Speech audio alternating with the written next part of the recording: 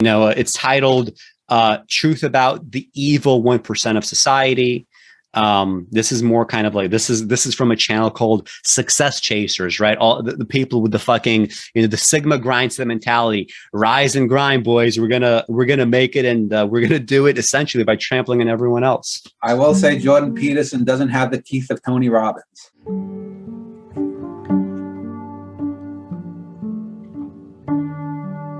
Look, how much more do you have than most people have? You need to make $30,000 a year to be in the top 1% of the socioeconomic distribution worldwide. You always hear about the 1%, right? The evil 1%. And they churn, by the way, because it's not the same people all the time. And of course, money isn't equally distributed. If you have 30 grand a year in the Philippines, you're living a high life that you can't live in the U.S. Even in Belize, for example, just less than 1,000 miles south of where I am, in Belize in Central America, 30,000 a year. I even read Portugal. You have 30,000 a year. That's the equivalent of having 80 to 90,000 here in the U.S. Yeah, and implicit in what he's saying is 30,000 actually is therefore not all that much. Like, doesn't this like naturally call to mind a explanation and justification for some kind of redistribution, if that is in fact the case? If we are living high off the hog and 30K a year in the top 1% globally, well, that must have come from somewhere, right? It did come from the global south. The number and of course that ignores, I think there's something like 45 to 50 million people I read that are still in hunter-gatherer societies, whether it's that island off of Malaya where they're still cannibals, whether it's Patagonian or Inuits. There are people that are still not in the modern, 30,000. Give me a spear, Yeah.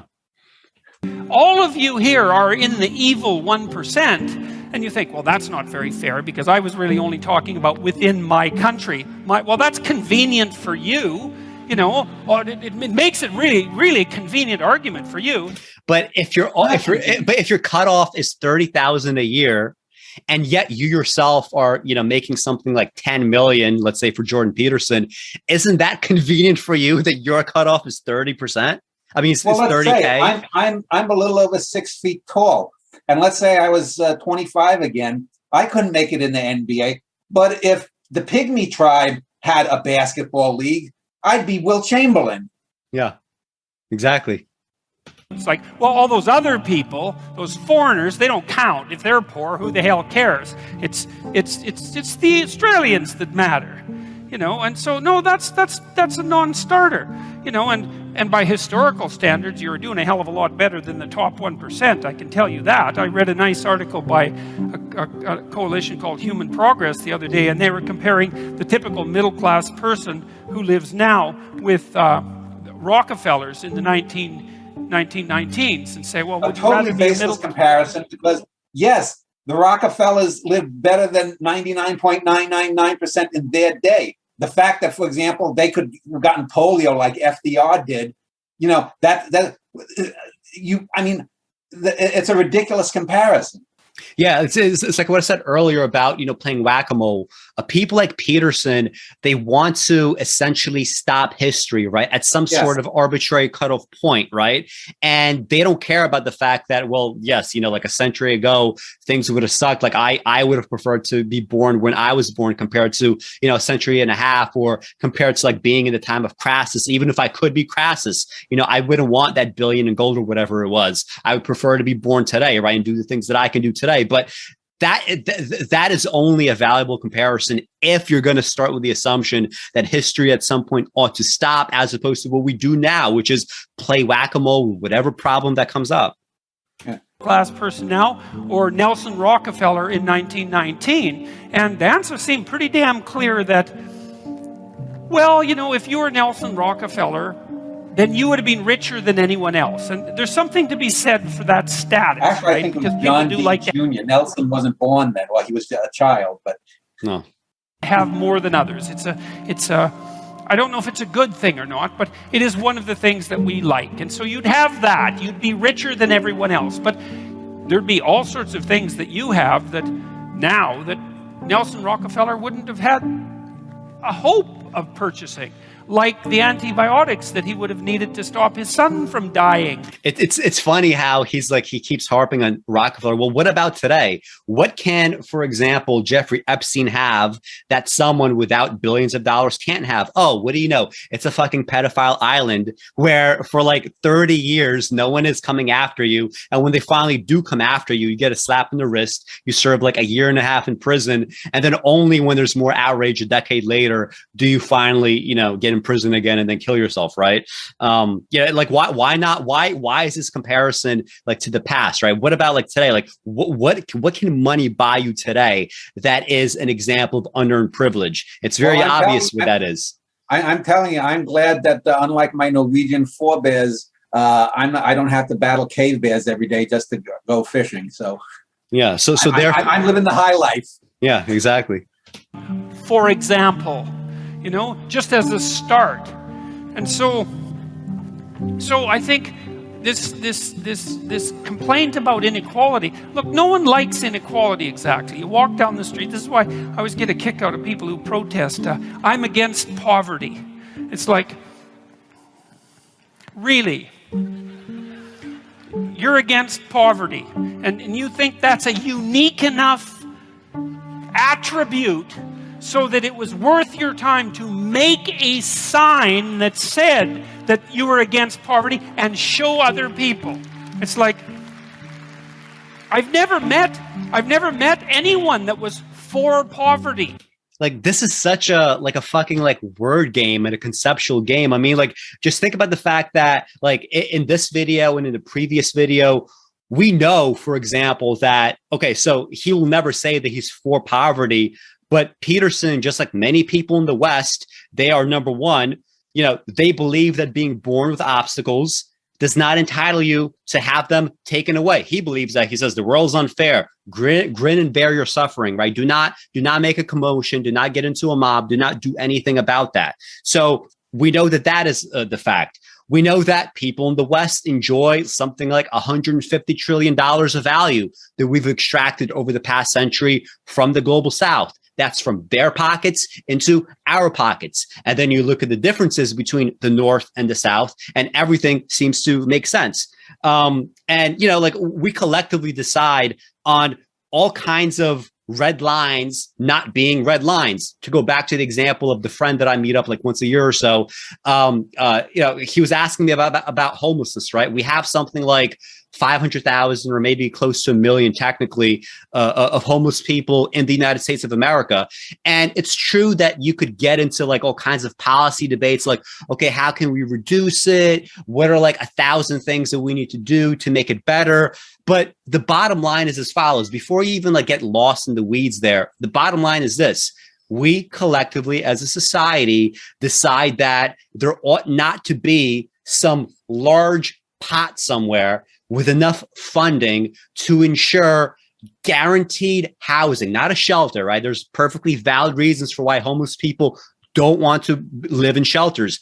I volunteered in shelters in the past. If I were a homeless person, I would not want to live in the shelter. But we collectively decide that there should not be some big enough pot of money somewhere that is then used to construct actual housing for people, enough housing that they never have to be homeless. Who knows what the cost is going to be? Maybe it would be billions of dollars. Maybe it's going to be give or take a few, but we make that decision. So you could say that, oh, no. None of us are technically against poverty. That's insane to say, but in your actions and in the policies that you support and the status quo that you think is perfectly fine because in the past, Crassus could have fucking died of the plague and you don't have to, you still are exactly taking on the actions and the policies that mean that poverty is okay, that suffering is okay, that homelessness is acceptable in terms of not having a red line there. Yeah, two things. Number one, I think you mean Croesus, C-R-O-E. Not Crassus, but Croesus. And I would actually argue against you in that. I think there are people who have willingly and knowingly been agents of impoverishment. No, I agree. I agree. I agree. Yeah, I agree. Robert Moses, who replanned New York to build the subways or whatnot. He mowed down homes guess what? In middle-class black areas, blacks were doing quite well in 19 teens and through the Harlem Renaissance. They bulldozed that, and that became the model in many big cities, from Boston to DC to St. Louis to Philly to Cleveland to Chicago, all the way out to LA. It was an absolutely, it was planned down to the plat maps of what they wanted to do. So yes, I think a lot of the stuff you can say is just a consequence of people's greed, and the people in charge are going to filter it up, and there's not an absolute plan. But there have been, and Robert Moses and the building and rebuilding of American cities in the last 120 years has absolutely been a planned assault on non-white riches. Yeah, I think this is true. I just basically, like, when I go through a lot of the stuff, I like to concede, the argument on its face, and then just, go into like, what exactly, do we mean? Because there's, there's plenty of people, for example, in, let's say like liberal organizations, right? Let's say you're working for like a typical, like NPR, like whatever the fuck, right? You could say, for example, stop Asian hate. I hate, this, like all this like violence against like Asian people, blah, blah, blah. But they're not actually gonna be in favor of, for example, like changing the tax code that would force them to pay more in taxes, that would actually prevent some of this kind of stuff from happening. They would never be okay with like a forced desegregation regime that would move all these people into neighborhoods like mine. They would never want to fight. They would never want to do it. Even in your lifetime, Alex, in the 1980s, when you were just a bouncing baby, there were people who did not want to fund research to ameliorate AIDS. Yes, exactly. So, like it's this kind of odd thing where, like, I think generally speaking, it is true that if you're going to come up to any person on the street, like, are you into poverty? Are you for or against poverty? They will all have very clear answers, but there's a huge difference between that, right? Which is kind of what he's arguing for. The concession that I made is to this like utterly superficial level of argument that he's making. But when you break, when you really break it down, many of these people would not be willing to do the kind of sacrifices that would, be necessary for the changes that they claim that they would want to make to, ameliorate poverty, for example, right? You walk down the street with someone who's pretty well off, and they've got 1920s spats on and a bowler, and they're feeling pretty damn rich, and a Stockster certificate sticking out of their back pocket, and there's a homeless person there, and they give them a good kick, and they say, the more poverty, the better. It's like, no. When people walk down the street and you see homeless people, and they're often, homelessness is a complex problem. Like, you think, well, see, like starting with this fucking like starting with all these like slates of hand. Like, what do you mean by it's a complex problem? Like, the level of complexity is as follows. You don't think there ought to be a big pot of money somewhere that we all collectively pay for that builds housing for everyone that needs it, no matter what? Even if you want to be a junkie for the rest of your life, which is what he talks about, you still have a place to go shoot up, alone in your own apartment somewhere. You think that that's not acceptable. There's no anyway. And the thing is, this gets back to UBI, which we talked about before, and I've done some shows on. There was just a study this year, just early this month, when 4 or 5 cities that they were doing tests on, where they did have universal basic income to people, and the overwhelming numbers, the people, more people were employed by the end of the year test because they were getting money, because they had the time to look for jobs. Yes, and the idea that maybe there's 5 or 10% of these poor people who will piss their money away, like those lottery winners who are impoverished and they get $10 million and they piss it away. Yeah. How many fucking rich people piss away their money? How many billions has the Trump family pissed away? Yes.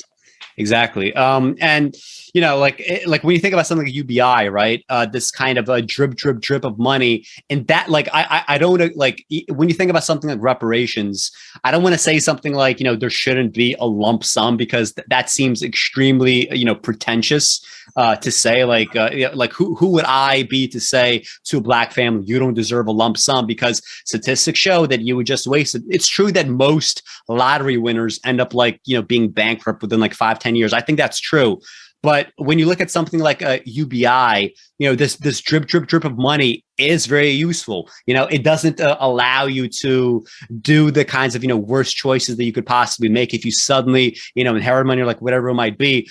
But it does give you what you need. Like, it allows you to get to the next point. It allows you to have the time to get to a job interview. It allows you to buy money so you could get clothes for a job interview. And the thing is, giving people money doesn't scale in this manner. If I'm poor and I get money and I piss it away, well, you're too stupid, you piss it away. But if you're a Trump, if you're a Musk, if you're a Bezos, who lost money for 12, 15 years before he ever made a cent, supposedly, you know what? You turn around and go to the bank and say, well, I pissed the money away, but you're on the hook, so you're going to give me more money. Yeah, exactly. Yeah. A poor person doesn't have. So it's not, this is... People, they don't even understand, for example, graduated income tax. The same thing applies when it comes to money going up in terms of what you can extort from banks. Because, if I've only got 10,000 in the bank and I get another 10,000 UBI and I piss that 20 grand away, the bank isn't going to reimburse me, but they will reimburse a Musk or a Bezos or a Trump. Yeah, just think about how much cushion, someone like a Jeff Bezos has, right? He could theoretically, like when he started Amazon, he was like, trust me, guys, we're not going to be profitable for a while, but eventually we're going to be really, really profitable. We're going to take over the world. And guess what? It turned out to be true. But for that to happen, he had to have received a ton of trust from investors, from banks. Are like, you know what, we're gonna take a chance on you. We're gonna keep funding this. But nobody on the street would ever get that kind of cushion. Imagine for Peterson, if a homeless person fucks up again and again and again, right? They're not gonna extend this for 5 years or 10 years or 20 years of credit worthiness, right? If you have a chance and you piss it away, guess what? You don't get a second chance. You don't get a third chance. But these other people, they do, right? Which is, again, it goes back to this conservative bedrock principle of we can't have unequal consequences for identical behavior. And yet, again and again, we seem to be having this unequal consequences for identical behaviors. That's the norm, and that's the norm. That's the thing. They try to make it as if that's the outlier when that has been the norm and historically been the norm, going back to Croesus. Croesus kept when which one of the greats? Croesus was it? It wasn't Sargon. It was. I think it was Cyrus the Great. Yeah, Cyrus the Great. When Cyrus the Great took over Croesus's territory at the tip of Anatolia, you know what? He literally, and this is documented. He said, we're going to keep Croesus in charge, and all of the losses that Croesus suffered, Croesus's coffer was filled back up by the Persians because Croesus knew how to deal with his people. They kept him in charge as a figurehead. That's the way it works. So it's worked from Croesus on, since you brought up Croesus. And another thing that his audience definitely wouldn't get this, and people really don't get this in general, is when you do start acquiring more and more money, the room for error is just so it's astronomically higher. It's not a linear progression. It's not. It's exponential growth, right? It is like the amount of things that you could get away with, the amount of fuck ups that you could be a part of, and literally never, ever feel them. It's really insane, right? But if you don't really think about like the logic of capitalism, right? You don't think about the logic of how power tends to concentrate, and you don't think about the kinds of justifications that always come. It always comes from the top down, right? This is just going to go over your head. So anyway, watch what he says about homeless people. People are poor. It's like, yeah, man. That's like one problem they have out of 50. And I've worked with poor people, in my clinical practice, and poor in multiple dimensions. And many of them, you gave them money, they were just done. especially if they were like alcoholics and cocaine addicts. As long as they were broke, they had some hope of living through the next month.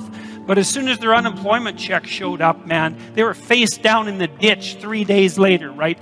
Isn't that Peterson's own life example? He was fucking able to be strung out on his drugs in Russia. He didn't even have to stay in Toronto. He could take a little fucking trip and do it in Russia, right? Where they could accommodate him in exactly the ways that he wanted to be accommodated with his addiction, right? He's allowed to do that because he has money.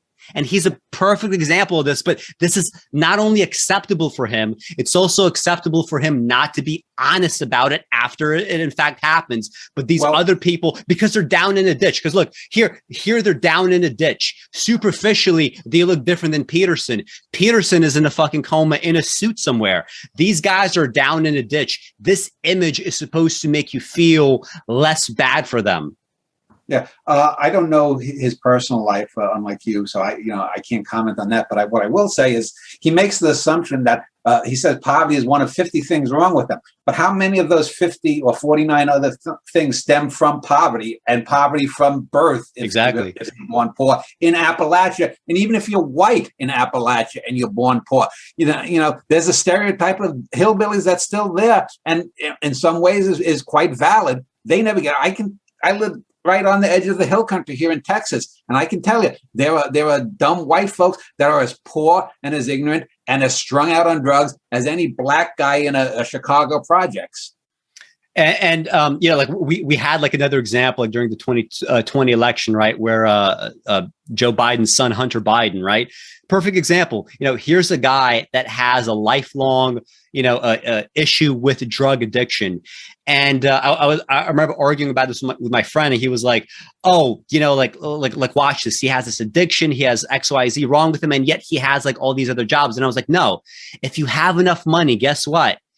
You don't have an addiction. You've never done heroin. You've never had any of these issues, because if you have money, that wipes the slate clean, even if factually those things are issues that you dealt with. It no longer matters. You're still allowed to go get a job somewhere in Ukraine. You're still allowed to sell your paintings and launder money in that way. You're still allowed to do things that this guy face down in the ditch is not allowed to do, because he has no cushion to do it. And yet he would never, ever advocate for eliminating the cushion from someone like Hunter Biden. He would never advocate eliminating the cushion from himself. He wants to be able to be strung out in Russia. He wants to be able to do what he does. And it can be celebrated. Long before you were born, when Jimmy Carter was president, he had a brother named Billy Carter. Now, this was before the big money thing, but Billy Carter was a drunk.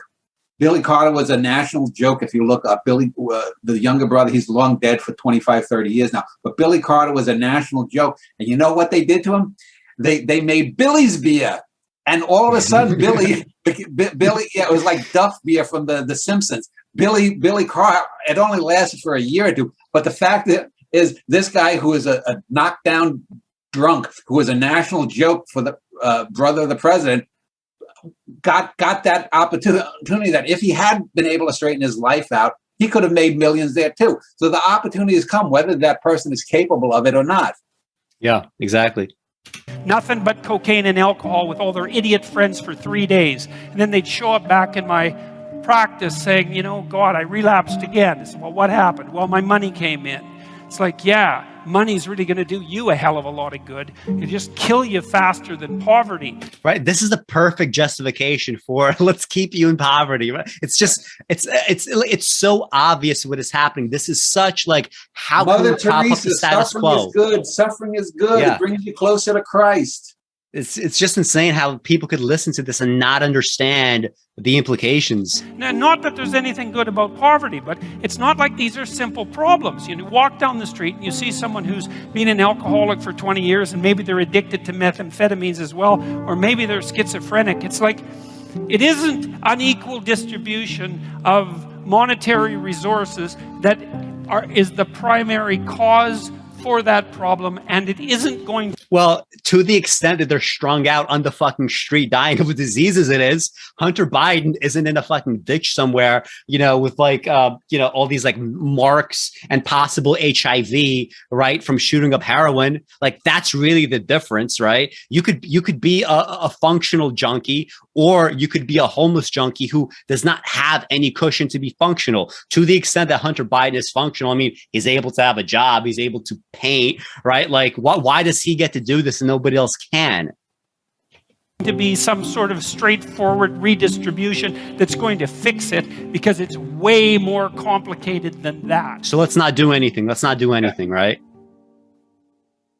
If we can only solve 75 or 80% of the poor's problems, well, it's all or nothing. Yeah, exactly. Radical types, they follow Marx, and they say, well, one of Marx's dictums was that capital tended to accumulate in the hands of fewer and fewer people. And that's right, that's true.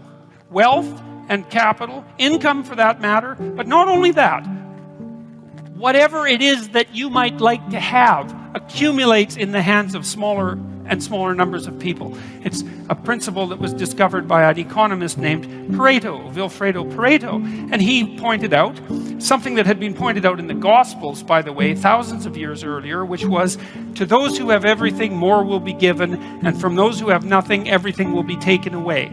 The rule being, once you start to succeed at something, the probability that you will continue to succeed ever more rapidly increases. I'm not sure if you had the same response to this part as I did, but this is such an abuse of the Matthew principle is what it's called, right? And it doesn't just appear in the book of Matthew; it appears in I think Luke as well.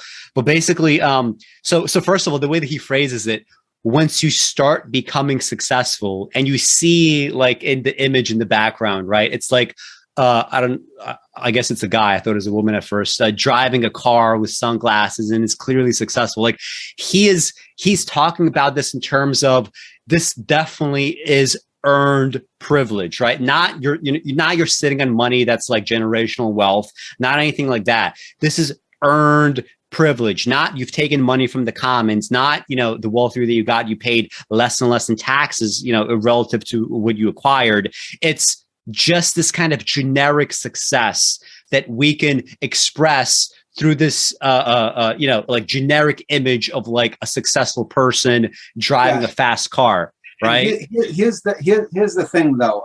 I never heard of that Matthew effect before you mentioned it, but his whole propounding here is that it's basically saying that money is a good thing, but it's only good for those who can handle it. Now, the thing with the money thing is, I've mentioned many times about we need a different kind of currency other than pelf. Yet he's talking about all these. You got to get yourself. I'm not going to be like that or whatnot. All of this stuff that has nothing to do with wealth. But if he really believed that, why is he so focused on the financials of life? So he's giving away his real intent by always, in this and many other videos, talking about success being equated with financial success. Yes, yet he'll then go back and he'll say, that's not going to help the guy who got a little shit, check from welfare and then blew it all on speed or whatnot, or whatever drug it might be. But he's not. There is a cognitive dissonance that he has with all of this that he doesn't seem to realize. That I want people to ameliorate and whatnot, but they have to do it without the financial benefits. Whereas my people, if you're white, you're rich, you're Canadian, and you're born with a silver spoon or even just a brass spoon in your mouth, we don't have to suffer that. It's the classic thing that was said about George W. Bush when he ran for president. He was born on third base and thinks he hit a triple. Yeah. Like if Peterson was not rich, he'd be fucking dead from his addiction based on the story that I heard. If Hunter Biden was not rich, he'd be fucking dead at this point, right? And that's just kind of the reality. And I mean, like, just back briefly to this Matthew effect. I mean, and that's another thing, like he has this like he claims that he's religious, that he's like kind of like, I guess, like a follower of Jesus or whatever that he says, I guess in some way, in some vague way. But like he's turning this potentially unearned privilege, right, which is wealth, into an individual decision with some like level of moral force, right? You got to work hard to be successful. But if you actually go to the biblical story where this appears, it's basically a parable of servants, right? They're giving respectively 3, 2, and 1 bag of gold for safekeeping by a noble. The nobleman returns 2 of the servants, double the gold, and another servant hides it in a ditch. And this is what happens. Then the man who had received 1 bag of gold came. Master, he said, I knew that you are a hard man, harvesting where you have not sown and gathering where you have not scattered seed. So I was afraid and went out and hid your gold in the ground. See, here's what belongs to you. Okay, so in this parable, the servants double the master's money by going to like a bank, right? By engaging in usury. Jesus Christ, throughout the New Testament, is constantly in conflict with these types of people. He's constantly saying that this is unearned wealth and unearned privilege. By the time that Muhammad comes around, it gets to the point where Muhammad is taking Christ's words so seriously that in Islam, you ban, these kinds of like financial instruments. You're not allowed to have them because this is what Jesus said. So in the parable, like, and I find this like just so wonderfully said, right? You're a hard man. You're harvesting where you have not sown and gathering where you have not scattered seed. And then he gives them the gold and says, this is what you gave me originally, and therefore this is the only thing that still belongs to you. This is actually what's in the Matthew effect. It's about unearned wealth. It's about unearned privilege. And while he's like going around virtue signaling as a Christian, he's completely abusing these things. Like if you have any passing familiarity with this stuff, and I used to be a religious Christian, so I guess I'm more familiar with this, but he's just a fucking pretender. Like you could tell that he's a pretender. He doesn't even know what he's talking about, at the same time claiming that this is like some of the most like the deepest philosophy that drives him personally. And it clearly doesn't. I know. Is Peterson a more fundamentalist kind of Christian, or I don't know about his personal? I think he's more kind of like he's let's just call him like vaguely Christian, right? Like not maybe not strictly, but he would say that he believes in Jesus or something, or like whatever, something like that. But like whatever, like but even if you're not a Christian, like what, you can't fucking like read about the Matthew principle. You can't go to the primary source and like not lie to your audience about what it's about anyway. So there's an exponential function with regards to success, but there's also an exponential function with regards to failure. There's also an exponential function, not in success, but simply sitting on capital. Like that's also what he's missing. So failure and success aren't like this. They're like this. Fail, die. Succeed ridiculously. Like it's this weird curve. And it's funny because it doesn't just characterize economics. It's a really it looks like a really fundamental economic law. I was actually quite shocked when I first learned about this, which was only about 15 years ago, because I thought most things were normally distributed. It turns out that that's not true. Now, anyone who has ever been poor can tell you just what he said there. The fact that he said that he only found out about that 15 years ago. Yeah. Let's say this was 5 years ago. So he would have been in his mid to late 30s. Shows you how well insulated he has been from reality. Right there, he's saying, I am out of touch with the real world. Yeah. I mean, lifelong academic in Toronto, right? Like, putting all these things together, you'd sort of, and that's the thing, that he's so exactly like all his like shit talking about academia. He is exactly the problem with academia.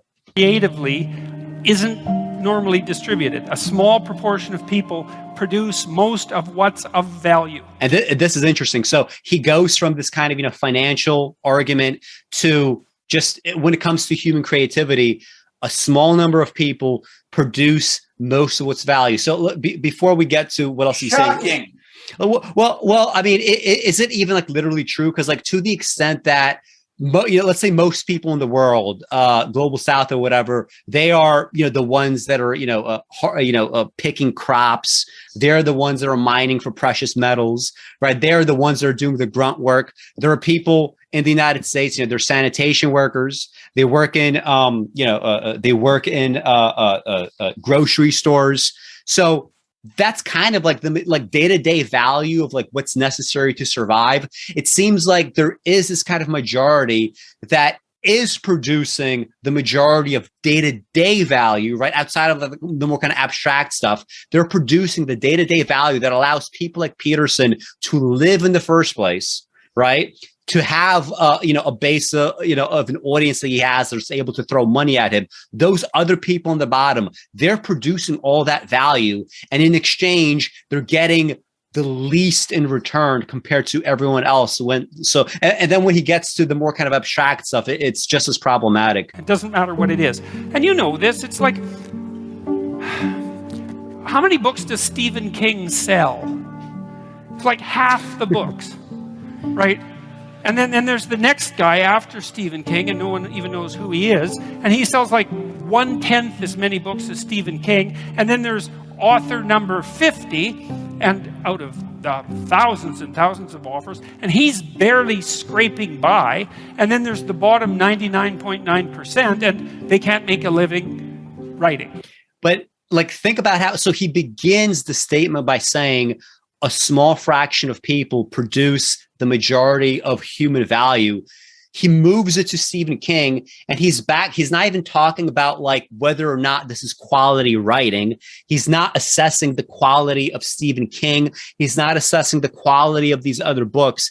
He's only assessing how much are they able to sell, right? Because he can't escape this. Success by him is measured simply by health, by money. That this is basically an infomercial that reveals what he really feels about what real life success is. Yeah, he just can't escape this logic anywhere that he goes. Even when you think that he's going to be talking about something abstract, right? Creative value. What does that look like? What does that feel like? What does that really mean? He can't fucking help himself, and he's back to, well, how many books did this guy sell? That's really what's the value, right? And that's how it is. And it's the same with musicians. And it's the same with athletes. If you look at number of goals scored, for example, in hockey, I'm a Canadian, so I'll use that. There's a small percentage of absolutely phenomenal hockey players, even in something as amazing as the National Hockey League or any professional sports league. You have to be one hell of an athlete to make it in a professional sports league. And still, you get this tiny group of superstars who are way better at it than anyone else. I think it's ironic, or maybe it's not ironic. It's probably very telling that, sports is one of the few places in life that is, I don't want to call it pure meritocracy. There's plenty of people that, could have been, let's say, something, and yet they never got the opportunity to. But it's much closer to a meritocracy than some of the other institutions that we have. And yet it's also one of the easiest things to quantify, right? Like when it comes to like, figuring out like who's the best basketball player, who's the best hockey player, you could look at some objective metrics and come away, in a way that's kind of inarguable, right? This is one of the few things that tends to be a meritocracy, something that is like so simple and easy to measure. And so there's this weird rule that as you get more, getting even more gets easier. And who knows why it is exactly. Partly it's practice, and it characterizes all sorts of situations. Like it characterizes the size of planets. A small number of planets have almost all the mass.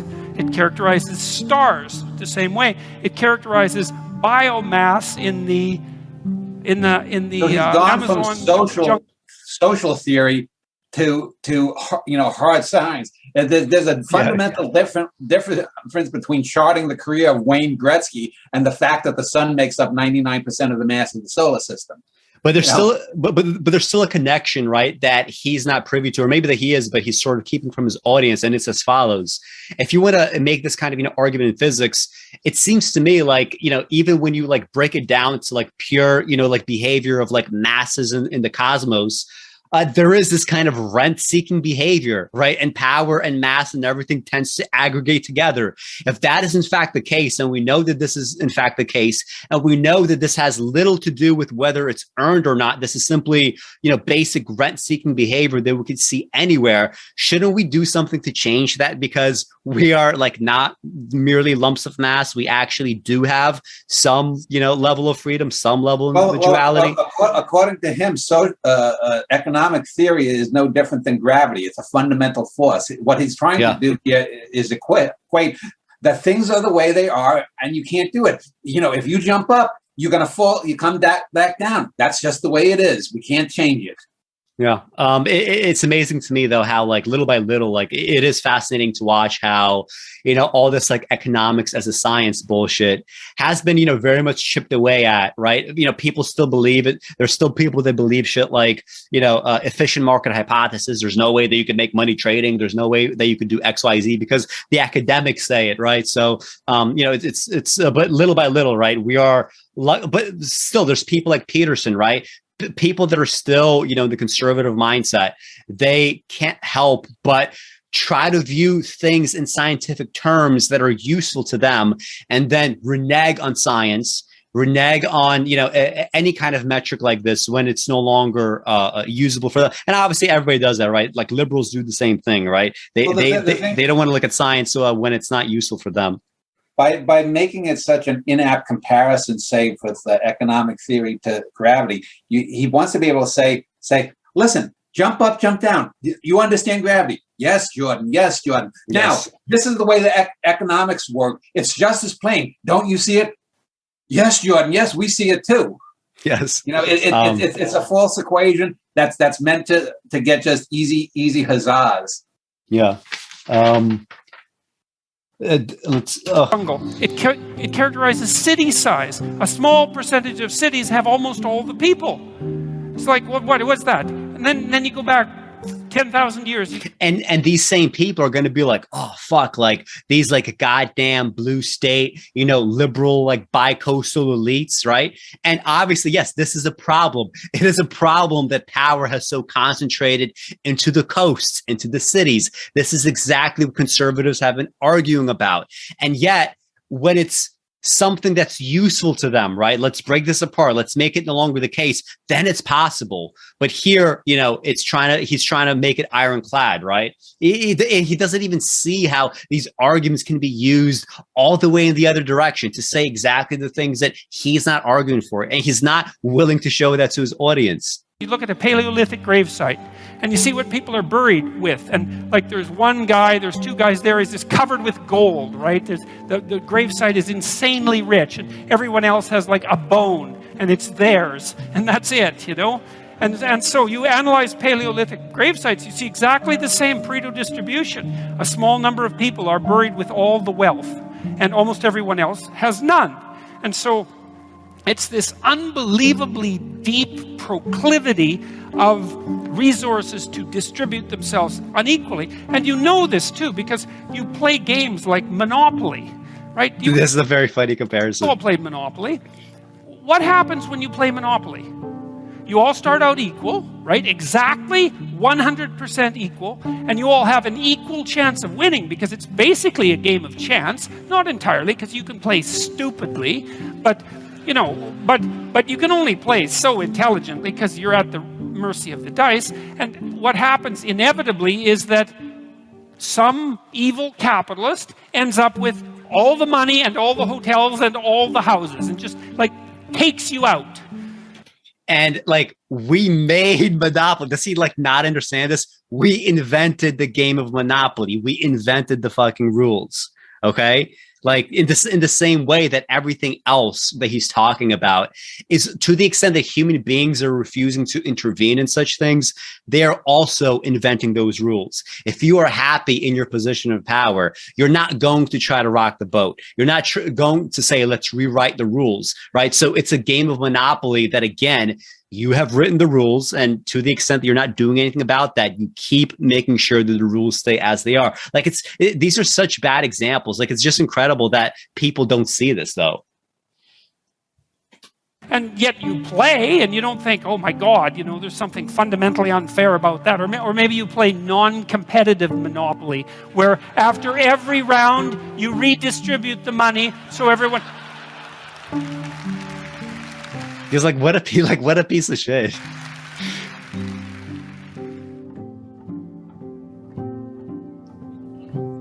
The problem with Karl Marx, as far as I'm concerned, is that he was nowhere pessimistic enough.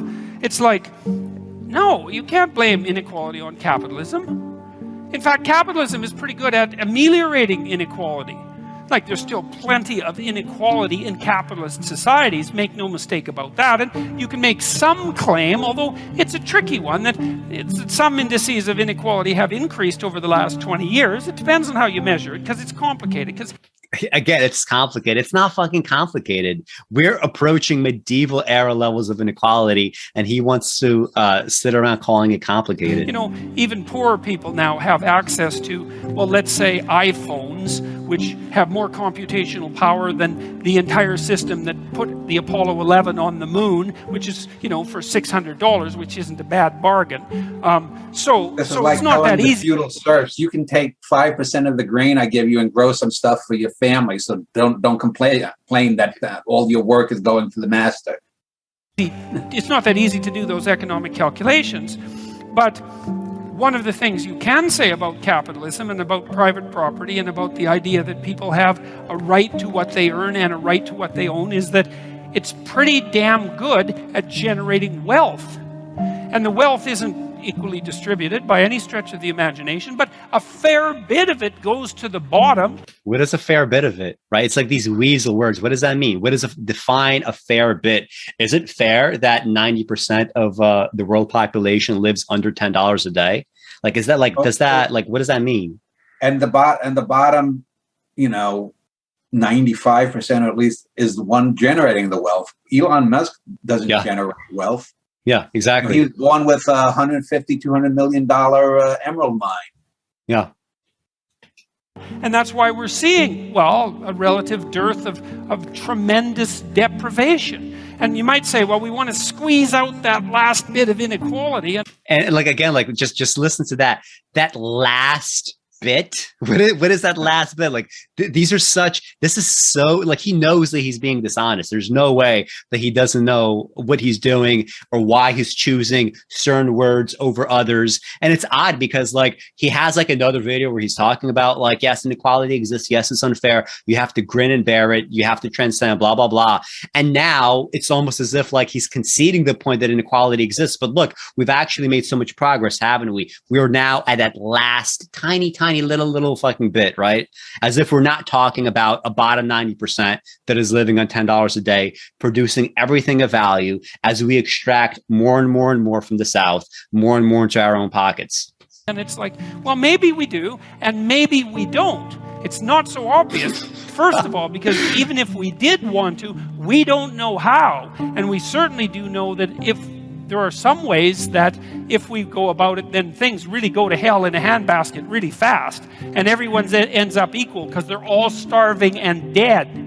You end up in a situation like Venezuela. Not that they're all starving and dead, but the average Venezuelan lost 17 pounds in the last year. And that wasn't from voluntary diet, right? And that's a very rich country. And so we do know that there are ways of ameliorating inequality that just don't work. And so it's a dangerous thing to mess with. Work like UVI. Yeah, and you know, well, I mean, just in general, there's plenty of things that we do know that work. Like if you change the tax system, sorry, it's going to work. If you don't want people, you know, face down in the ditch, as he said, you have to give them a house. That takes money. Too bad. That's the cost, right? Even though the 1950s had a lot wrong with them, even if you just take white people and put aside minorities, there was a fairer distribution amongst white people in the 1950s. And guess what? Aside from a few little hiccups that were caused by the rich people on Wall Street, we went basically from 1945 to the Arab oil crisis of 71 or 72. We went a full quarter of a century with prosperity that was distributed more fairly than any other time in certainly American history, if not human history. Yeah. Do you have any closing remarks on Peterson? Maybe we should close on him.